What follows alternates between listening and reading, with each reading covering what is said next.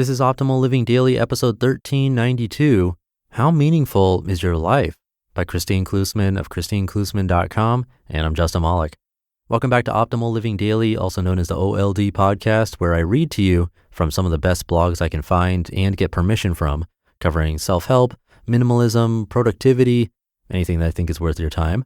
Before we get to it, investing can be hard and confusing, especially with ticker symbols and charts flying back and forth on business channels like it's the runway at LAX.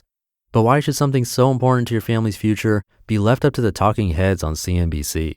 Enter the Motley Fool. They give you straight talk without the fancy jargon and noise you're used to. Their flagship service, Stock Advisor, gives you 2 brand new stock recommendations every month with daily analysis and coverage coming directly to your inbox daily. So what are you waiting for? Go to www.fool.com/optimallivingdaily to learn more and claim an exclusive discount only for listeners. For now, let's get right to it and start optimizing your life. How Meaningful is Your Life? By Kristine Klussman of KristineKlussman.com. Human beings are hardwired to seek meaning in our lives. It's something we all crave and yearn for, and research shows that having high levels of meaning in our lives is correlated with high levels of well-being as well. A perceived lack of meaning often is at the root of most depressive disorders and is in fact one of the primary diagnostic questions trained health practitioners ask to help determine if someone is suffering from depression. A modern paradox. Research shows that most people will rate their lives as very full of meaning. As rates of depression, anxiety, and social isolation are at an all-time high in our culture, something doesn't quite add up about this. In our research lab, we are questioning whether most people's lives are truly filled with an abundance of meaning, or whether we might just be saying that our lives are full of meaning due to social conditioning and/or wishful thinking. We suspect that social bias is more often responsible for people reporting and/or believing their lives are full of meaning, when in fact, people may find their jobs, friendships, romantic relationships, and other major categories in their life sorely lacking in meaning. Our studies are currently examining this issue. What's the question?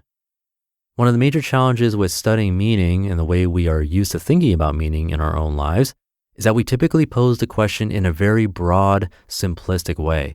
Is your life meaningful? So the answer is a brutal yes or no. We don't believe that this binary breakdown is a very useful barometer, however, because it's too global, requires a snap judgment, and invites us to answer in the more socially acceptable, affirmative, yes, of course my life has meaning. To admit otherwise might force us to confront a very different and possibly depressing reality than we like to believe. A yes or no answer also misses the nuances of everyday life, in which we source meaning from many different areas in our life.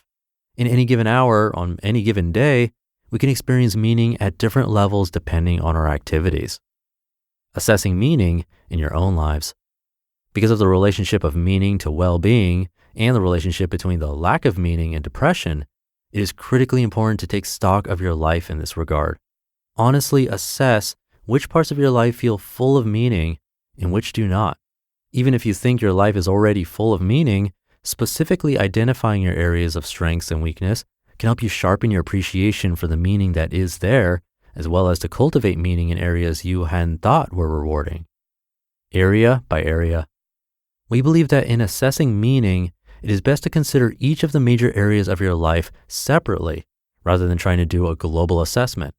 The breakdown of major areas might vary from person to person, but for many of us, it might include romantic partnership, family, work, social, and spiritual. Using a 10-point scale where 1 is utterly meaningless and 10 is the most meaningful things you've ever experienced, rate each of these major areas of life in terms of how meaningful they feel to you. Be honest with yourself. Does your work feel meaningful? Do your interactions with your kids feel meaningful? Are you more often than not just going through the motions in a particular area? Keep in mind, no one should expect that all areas of life will be at maximal meaning. It's usually the case that some areas of our life enjoy the benefit of more attention and nurturing, and the others feel less meaningful. But honestly, taking stock is a critical first step. The 24-hour inventory. A great next step for assessing meaning is to conduct a 24-hour experiment where for one day, you focus hour to hour, or as often as you change activity, on the level of meaning you are experiencing, noting down each time what you're doing and how meaningful it feels. Make sure you document your impressions. Keeping a list of all the things that struck you as meaningful and meaningless is the best way to remember, gain true awareness, and begin to discover patterns. Your smartphone can make this easy. Use your note feature to keep the list always at hand with unlimited space to add more entries as they occur. You will likely be surprised at some of the things that end up on your list. Our brains are primed to remember threats, disappointments, frustration, and negative stimuli of any kind far better than the meaningful moments. So creating a list of the meaningful activities always seems to surprise and delight, even for the skeptics. I was certainly surprised by the many things I listed as meaningful, such as tucking in my boys at night, watching the birds visit the bird feeder, hearing Claire de Lune come on the radio, feeding a stray dog and her puppy a can of dog food, sitting down to read my latest favorite fiction book, and learning a new recipe from my sister over the phone. I discovered that I was finding meaning mostly in the tiny, simplest moments of the day that I would never normally have noticed or predicted. I also noticed the irony that the things that felt the most meaningful to me were also the things I tended to rush through, the things I tended to deprioritize. This exercise also helped me discover that driving is totally meaningless to me and that I spent a ton of time doing it. I realized that chatting with acquaintances before and after school pickup felt empty to me rather than worthwhile. I went to lunch with a friend and was surprised to record that this interaction depleted me. But after some reflection, I realized this was typical for my encounters for that particular person. Back home with my family, I noticed we were all doing our own thing around the house without anything particularly meaningful happening. My results from this experiment inspired me to take action, deleting meaningless and avoidable activities from my routine, and for the activities that are unavoidable, taking on the challenge of cultivating meaning there. Scanning your activities, behaviors, and environment for areas of meaningfulness or meaninglessness is not about berating or discounting your life, yourself, or the people in it. It's about becoming more curious about what you value as meaningful and more familiar with the kinds of things that move your needle or make your heart leap, and the kinds of things that leave you flat.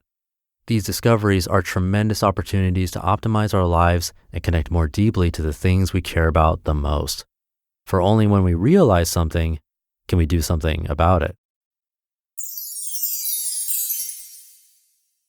You just listened to the post titled, "How Meaningful is Your Life?" by Kristine Klussman of KristineKlussman.com. Have you ever wondered how to invest or struggle to understand how to make your money work for you? You'll probably want to hear about The Motley Fool then. The Motley Fool was founded 25 years ago in a garage by brothers Tom and David Gardner. And in those 25 years, Motley Fool members got access to recommendations like AOL in 1994, before You've Got Mail was a movie, Amazon in 1997, before Prime Day was a thing, Netflix in 2004, before you were binging Stranger Things, and Marvel, now Walt Disney, in 2004 when Tobey Maguire was still Spider-Man.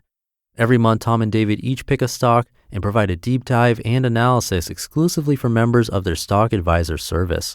Members get exclusive access to the Stock Advisor website with daily updates that cut through the noise of the financial market. So what are you waiting for? Go to www.fool.com/optimallivingdaily to learn more and claim an exclusive discount only for listeners. And a big thanks to Kristine. I'm a huge fan of these short life experiments, like tracking what you're doing for an entire day and rating how meaningful each of those activities is.